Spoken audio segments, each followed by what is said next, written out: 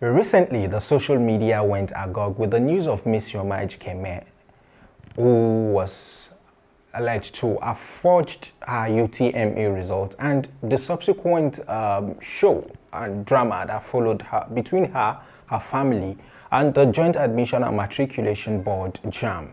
And this also had to link with the government of the Anambra State. So the reactions from Nigerians were especially those on the Twitter space, was something that has actually generated the buzz. And the buzz was everywhere. So the issue was not really about her claim, but the inability of Nigerians to decipher if the document was actually original or not. And this brings to the fore, how do we identify a fake result or possibly a fake document? Identifying fake document or results in Nigeria, like in any other country, requires a combination of vigilance, knowledge, and careful examination. So fake documents can include forged certificates, academic transcripts, and possibly identification documents and more. So in today's episode of iMedia Podcast, we are going to be looking at steps in which you can, as a layman, so to say, can identify a fake document or a fake result in any way you found yourself. So let's get into it. So welcome to another interesting episode of iMedia Podcast. This is a production of iMedia Digital Hub, and this is a place where we discuss everything around business and technology. My name is Shamsuddin Abdulrazak Gidado. Now, let's look at it. On number one, we are going to be looking at the issue of verification. So always try as much as possible, anytime you come across any document, verify the source. So ensure that the document you have or that you come across is from an official or possibly a reputable source. For example, academic transcripts should actually come from or directly from educational institutions, and identification documents should be issued by relevant government agencies. So somebody comes up with an NIN or possibly an international passport, you should know that the immigration office is the one that issued international passports, and the National Identity Management Commission is the one that issues the NIN. So you should be able to know that, okay, these are the organizations that this thing comes from. So possibly, and in most cases, you see the watermark on some of these documents to be able to actually identify that, okay, if this is true or if it is actually fake. So another one which is very important is, so try as much as possible to check the security features. So many official documents have security features to prevent forgery. These include holograms, you have watermark, and you also have embossed seal. So a lot of these documents have the seal on them, so it makes it very, very easy for you to know that, okay, this particular document is actually genuine or not. So another one which is very important that you also need to know is security trends. So you need to follow security trends and special links. So you familiarize yourself with these features for different types of documents. So there are some security, some of them have what we'll call the new one that you always have around, where it is usually a situation whereby organizations generally, they have possibly the seal, like we've said earlier, which is more of like a security features. And definitely when you look at it under a mercury, you'll be able to know if it's actually true or not. So if you don't have the luxury of that, so that's why we'll go to the next one. You should try as much as possible to compare to genuine examples. So for example, if it's possible, if you are having a doubt or so in anything, try as much as possible to get another copy. So, and you compare and contrast. So most times it's always good to get another copy of that particular document you're trying to get if it is actually true or not. So you try as much as possible to get the the genuine copy and compare and contrast. That will give you an idea if at all this particular document is genuine or not. So, and a closer look in your examination will help you to actually know if the document is actually genuine or not. So you can actually look at from the differences in the font size. You talk about the spacing, the logo, the layout of the document itself. So, and the content also of the issuing authority is also one of the other things that you need to also look for. So you reach out to relevant issuing authority to verify authenticity of document, for example, educational certificates. So for example, you are an employer and you need to verify a particular certificate. So you can easily call the school and they have a database of students who graduated from their institution at certain period. So if anybody should come and forge a certificate, for example, we always have issues with NYSC where the documents sometimes are not usually what it is said to be. So in most cases, you always try as much as possible to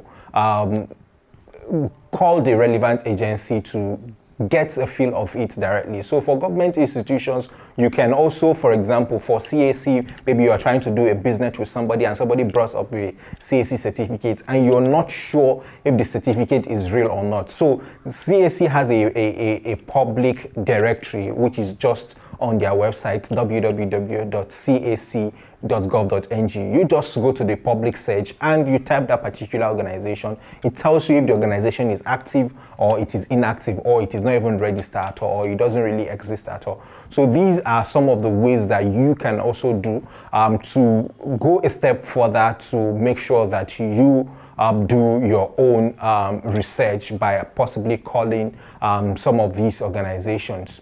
So another one which is very important that we need to also talk about is check for the errors. So fake documents may always contain either spelling errors or possibly incorrect dates or possibly other errors as the case may be. So if you are very vigilant, you'll be able to know that, okay, there is something wrong with this document. So try as much as possible to carefully review the document for any any inconsistency.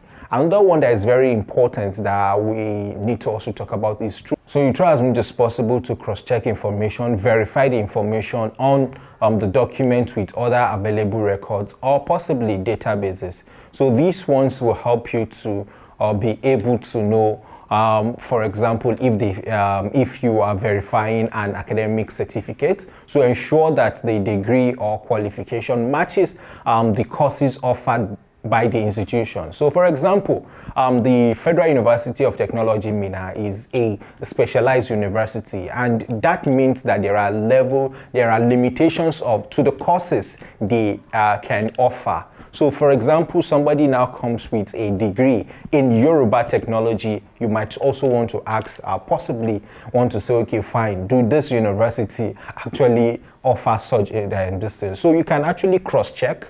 So based on the institution that this person is coming from, or based on previous records, if some of this thing is actually true, and this actually helps you.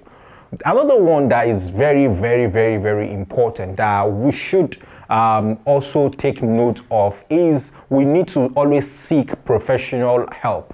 So for example, you need to get, if you are an organization, or possibly even as an individual, you need to try as much as possible to possibly get a forensic or get a professional who is a forensic expert or possibly a verification expert. So that way you are able to have more ideas on if at all this particular document is true.